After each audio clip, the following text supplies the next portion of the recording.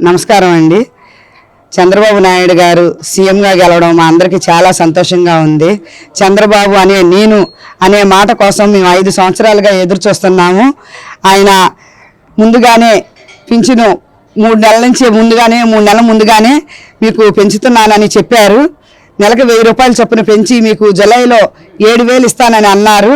మళ్ళీ 4000 పెంచుతున్నాను మీ అందరికీ పింఛన్లు, వృద్ధా పింఛన్లు, వితంతు పింఛను, ఒంటరి మహిళ పింఛను అని పెంచుతున్నామని చెప్పారు. నేను ఒంటరి మహిళను. ఇలా 4000 పెంచడం చాలా సంతోషంగా ఉంది. మాకు ఇంట్లో చేదోడు వాదోడుగా మాకు ఉంటాయని మేము ఆశిస్తున్నాము. ఈ చంద్రబాబు నాయుడు గారు ఇంకా అభివృద్ధి పనులు బాగా చేయాలని మేము మనస్ఫూర్తిగా కోరుకుంటున్నాము. విజన్ 2020 ఇలా అన్నప్పుడు మేము ఏంటో అనుకున్నాం, కానీ ఆయన మంచి విజన్ ఉన్న నాయకుడని మాకు బాగా అర్థమైంది.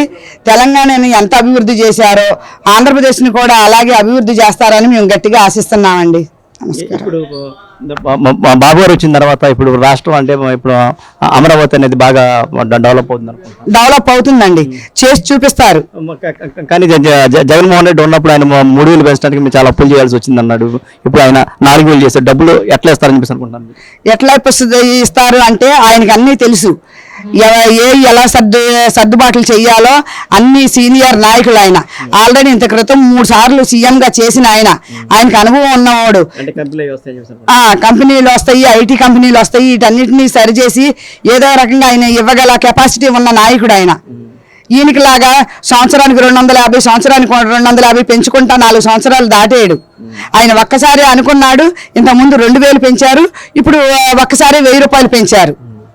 ఇప్పుడు 5 సంవత్సరాలు మీకు ఎట్లా అనిపించింది? చంద్రబాబు ఉన్న లోటు మీకు లోటు చాలా లోటుగానే అనిపించిందని మాకు. చంద్రబాబు గారు లేని లోటుగానే ఉంది. ఇన్నాళ్ళు మాకు ఇండియాలో ఉంటున్నా మాకు స్వతంత్రం లేదు అనిపించింది. అప్పట్లో గాంధీ గారు ఎలా స్వతంత్రం తెచ్చారో 47లో, అలాగే ఇప్పుడు చంద్రబాబు నాయుడు గారు మాకు స్వతంత్రం తెచ్చినట్టుగా అనిపిస్తుంది. అంత ఫ్రీ బర్డ్లు అయ్యాం మేము. ఎట్లా ఉన్నాయి జగన్మోహన్ రెడ్డిలో పరిపాలన? ధరలు ఎలా ఉన్నాయి? ఆయన కరెంట్ ఛార్జీలు పెంచమని చెప్పేసి మళ్ళీ పెంచాడు. కరెంట్ ఛార్జీలు పెంచాడండి, గ్యాస్ పెంచాడు, నిత్యావసర సరుకులు పెరిగిపోయినాయి. ఆ మధ్యతరగతి వాళ్ళ బతకడం కూడా చాలా కష్టంగా అనిపించింది.